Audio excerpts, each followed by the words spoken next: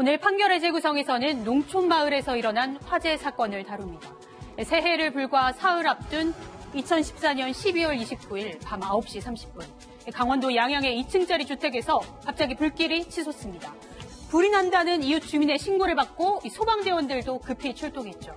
불은 1시간 30분 만에 꺼졌지만 현장은 처참했습니다.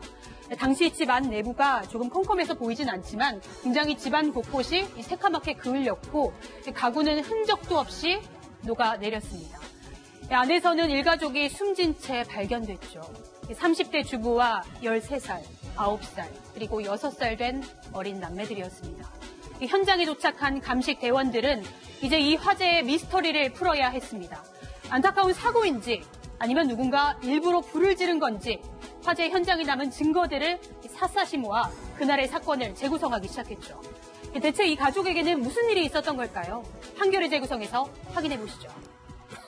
네, 화재로 일가족 4명이 숨지고 말았습니다. 대체 어쩌다 불이 난 걸까요? 일단은 그 2층 거실은 전소한 것 같습니다. 전소했기 때문에 뭐 소파니 널브러진 TV 뭐 이런 거 등등으로 난장판이었는데요. 네. 경찰관이 감식반 경찰관이 현장으로 뛰어들어가서 소형 삽으로 바닥을 먼저 긁어내는 건 지금 당연한 거예요. 네. 긁어낸 다음에 전기장판 같은 게 있으면 거기에서 혹시 그 전기 누전에 의한 그 합선 이런 게 불이 나는지 그러면은 또 이 선이 이슬 맺힘 현상이라고 단락근이 생기기 때문에 또 구분하는 방법이 있어요. 그런데 전기장판을 들어 올린 다음에 밑으로 스민 미끈미끈한 액체를 검증합니다. 이게 뭐냐면요. 현장에 경찰관들이 들어갔을 때 휘발유 냄새가 났다는 거예요. 그러면 휘발유에 의해서 발화됐을 가능성이 높다고 봤던 거고 휘발유는 특성상 위에로 불이 오른다 하더라도 장판 같은 게 깔려있으면 밑바닥으로 스미는 그 기운이 있습니다. 예, 그래서 확인을 해봤더니 기름 성분이 나왔고요. 그렇다면 이거는 방화라고 추정할 수밖에 없는 것이죠. 일단은 방화라고 무게를 두긴 했는데 조금 더 단서가 나와야 할 것 같아요. 일단 이제 현장에 4명이 사망했지 않습니까? 네. 시신 검시를 통해서 하는데 자, 시신들을 다 찾아가지고 유관 검사를 했더니 골절이라든지 타박흔이 없는 거예요. 네. 그렇다면 이거는 사인이 그 불에 의해서 질식사 가능성이 많죠. 그래서 이제 코를 통해서 면봉 같은 걸로 확인을 해보니까 이 끄름이라고 하는데 매라는 게 나온 거예요. 매. 네, 그게 이제 생존 호흡을 한 사람들은 코라든지 이런 데 기도에 끄름이 붙어 있게 돼 있어요. 그 얘기는 바꿔서 얘기하면 불이 났을 때 그 집안에 죽지 않은 상태에서 있다가 생존호흡을 했다는 뜻입니다. 그러면 이건 누군가 불을 질렀다는 게 되고요.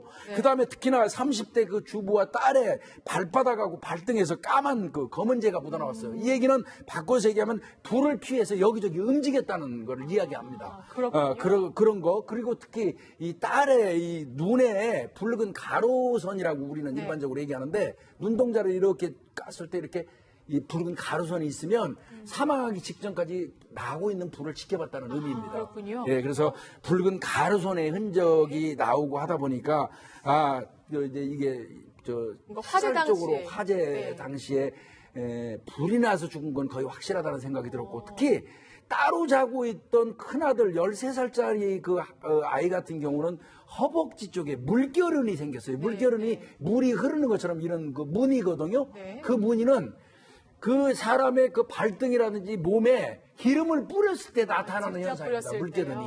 그렇다면 잠자고 있는 그 아이한테 누군가 기름을 뿌리고 화재 방화를 했다는 얘기고 바꿔서 얘기하면 이거는 타살이라고 본 겁니다. 네. 좀 분석을 해 주셨는데 조심스럽지만 그럼 30대 주부가 뭔가 생활고나 이런 저런 이유 등으로 좀 극단적 선택을 한 건 아닐까요? 그렇습니다. 그래서 첫 번째 용의선상에 오른 사람이 바로 30대 엄마였습니다. 그 근거도 사실 있었습니다. 실제로 그때의 30대 이 그 주부와 친한 관계에 있었던 이웃 40대 여성의 증언이 있었는데요. 그 40대 여성이 뭐라고 했냐면은 이 평소 때 자기가 한 1,400만 원 정도 이제 돈을 빌려줘서 생활고가 있었다. 더불어서 남편과 이 관계가 안 좋았고 이런저런 이유로 해서 굉장히 우울증을 앓고 있었다라고 해서 나름대로 어떤 설득력 있는 증거가 될 줄 알았는데 그러면은 어떤 진술이 있으면 물적 증거나 이런 것들이 뒷받침돼야 되지 않습니까? 그런데 경찰이 조사를 하다 보니까 그 증언과 이 객관적 진술이 잘 안 맞는 거예요. 네. 보통 아이들을 먼저 이렇게 본인이 살해를 한 다음에 극단적 선택을 할 경우에는 이 피해 아이들이 한쪽에 이렇게 모여져 있는 그런 케이스가 당연하죠. 있는데 이번 같은 경우에는 공산주의. 그렇죠. 아이들이 죽어 있던 곳과 구하던 거실. 거실 또 그리고 딸 같은 경우에는 내실에 있는 그런 부분이 보면은 일반적인 상황과 상당히 달랐던 것이죠. 그리고 또 어떻게 보면 이 사건이 있기 바로 3시간 전에 네. 엄마한테 이 딸이 전화를 했다는 거예요. 그 엄마의 증언이 있었는데 네. 엄마가 그 딸이 전화를 해가지고 김치통 실어줘가지고 김치인 줄 알았는데 와서 봤더니만 그게 달랑구예요? 이게 달랑구 김치였다. 총각무였네. 네. 이런 걸 보면은 극단적인 선택을 할 정도의 어떤 심적 상태는 아니었다. 그래서 첫 번째 용의선상이었던 엄마는 용의선상에서 배제되었다 이런 것 같습니다. 그렇군요. 하지만 남편과 불화가 있었다 이런 이웃의 진술이 있었기 때문에 남편도 확인을 해봐야 될 것 같은데요. 네, 그래서 처음에 이제 30대 여성이 용의선상에 올랐다가 추가적으로는 이제 남편이 수사선상에 올랐는데요. 이 불이 나기 전에 남편 같은 경우에는 교통사고로 인해서 멀리 떨어져서 살고 있었다고 네. 합니다.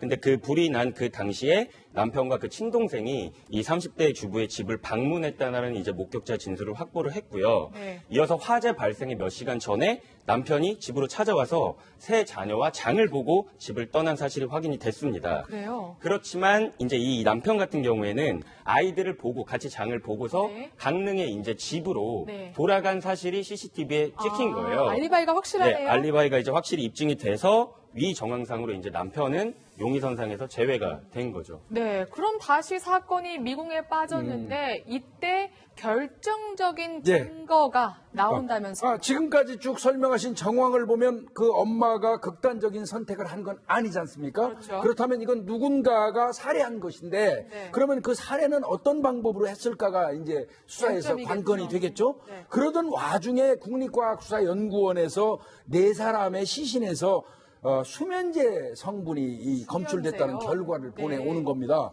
그렇다면 거기에다가 또 더해서 화재 현장 현관과 계단 밑에서 발견된 맥주병과 음료수병의 그걸 가서 분석을 했더니 그 안에도 수면제 성분이 들어있었다는 오. 거죠. 그러면 맥주병과 음료수를 산 사람이 범인일 가능성이 그렇네요. 많겠죠. 누구였대요? 그리고 또 그 수면제라는 거는 처방이 있어야지 사는 네. 그런 그 수면제였습니다. 그런데 이 엄마 같은 경우는 수면제를 처방받은 사실이 없어요. 예.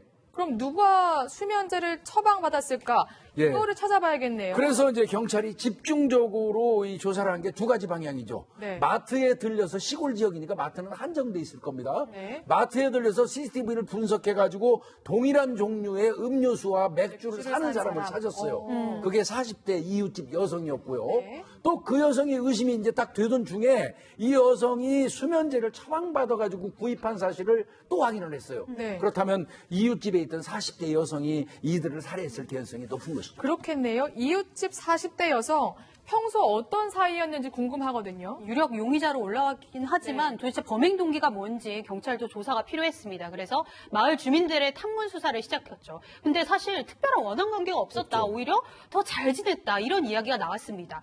사실 숨진 30대 주부는요. 이 사건이 일어나기 3년 전에 이 세 가족을 데리고 이 마을로 터전을 잡게 됩니다. 그리고 한 2년 정도 후에 남편이 교통사고를 당하게 돼요. 그래서 사실상 가정이었죠. 가장이 책임을 지고 일도 하면서 열심히 살게 됐는데 이 초등학교 학부모 모임에서 이 40대 주부와 알게 된 거예요. 네. 마음도 굉장히 외롭고 또 타지에 왔기 때문에 이 믿을 만한 주부였던 것 같아요. 굉장히 친해졌죠. 또 학교도 멀기 때문에 자녀들을 학교로 같이 바르다 주고 이렇게 친밀한 관계를 가졌던 상황이라고 마을 주민들은 이야기를 했습니다. 때문에 네. 아직까지는 특별한 범행 동기가 예측될 만한 범행 동기가 없었던 상황이었어요. 그렇군요. 그럼에도 불구하고 경찰이 변호사님 40대 여성을 의심하게 된 이유가 있을 것 같은데요. 처음에는 이 40대 여성이 자기한테 빚을 졌다 이렇게 얘기를 했는데 네. 이게 그 집 앞에 있는 이 신발장에서 딱 물증이 나왔는데 거꾸로 오히려 본인이 이 여성한테 빚을 졌던 이 차용증이 나타났던 거예요. 그래요? 더불어서 어떻게든 해가지고 금전적인 관계가 있다는 건 추정이 됐던 건데 물증이 나왔고 더불어서 이게 40대 여성 같은 경우에는 묻지도 않았는데 휘발유 얘기를 하는 거예요.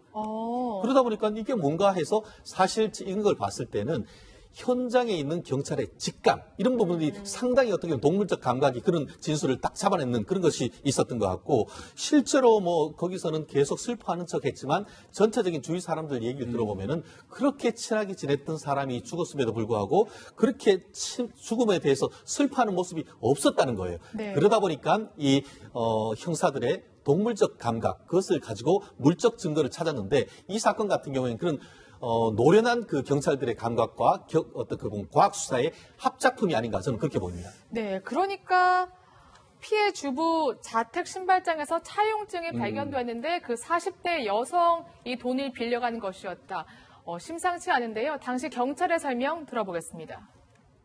채무 변제 방법으로 매월 50만 원, 원금하고 이자 18만 원 이렇게 해서 이제 갚기로 약속을 했는데 작년 4월까지만 변제가 되고 그 이후는 변제된 내용이 없습니다.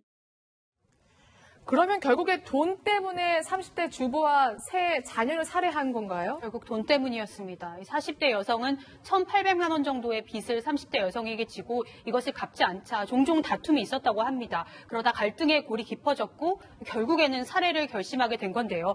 유력한 용의자였던 이 40대 여성을 경찰은 서초동 대로변에서 긴급 체포했습니다. 40대 여성은요, 경찰 조사에서 범행 사실을 털어놨는데요. 이 범행을 저지르기 위해 휘발유와 순환 유도제를 구입했고 이 피해자들이 잠든 사이에 범행을 했다고 진술했습니다. 네.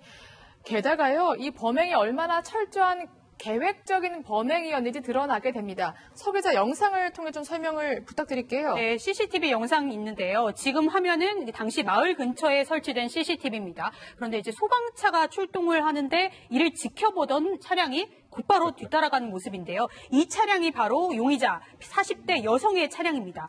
경찰은 40대 여성이 30대 주부의 집에 불을 낸 뒤에 의심을 피하기 위해 현장을 벗어난 다음 소방차가 오기를 기다렸다가 뒤따라서 현장으로 다시 간 것으로 보고 있습니다. 그럼 이거 뭐 하는 거죠, 지금? 일단 따라간 다음에 자신이 용의선상에서 벗어나기 위해 연기를 한 거예요.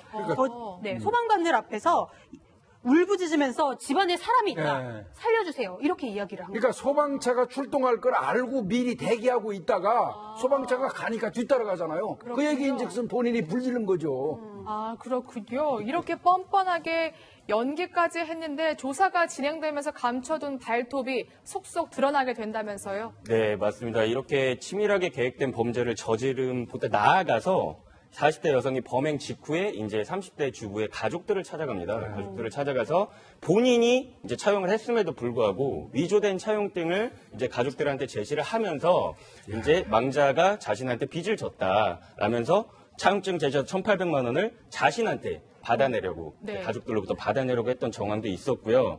그리고 심지어 그 피해자의 남편 있잖아요. 이분을 용의자로 모으려고 했던 이제 정황도 포착이 됐어요. 그래서 경찰 측에다가 이 남편이 의심스럽다. 좀 의심스럽고 남편이 온 날에 이제 자신이 방화를 저지른 날이겠죠. 남편이 온 날에 이러한 방화가 일어난 걸 보니까 남편이 이러한 일을 저지르지 않았겠느냐라고 진술까지 했다고 합니다. 아, 그러니까 그 피해 주부의 남편에게 뒤집어 씌우려고 했군요. 그렇죠. 이 40대 여성 재판에서 어떤 형을 선고받았습니까? 사실 일반적 법 감정이라고 한다고 하면은 4명이나 살해했다는 점에서 사형이 마땅하다라고 해서 검찰은 사형을 구형했습니다. 그렇지만 법원으로서는 무기징역을 선고를 했는데요. 어쨌든 간에 다른 큰 전과가 없고 이 부분에 대해서 객관적 물증이 드러난 다음에는 자백을 하면서 선처를 구하는 그런 부분을 고려를 했었는데 그럼에도 불구하고 과연 이 정도 4사람이나 사망한 거에 대해서 무기징역이 합당한지에 대해서는 양형에 대한 의문이 없지 않은 것 같습니다. 네, 1심과 2심 모두 이 여성에게 무기징역을 선고했습니다. 물론 작은 돈은 아닙니다만 1,800만 원 때문에 30대 주부와 아이들의 생명을 앗아간 비정한 이웃의 이야기 살펴봤습니다. 저희는 잠시 후 돌아오겠습니다.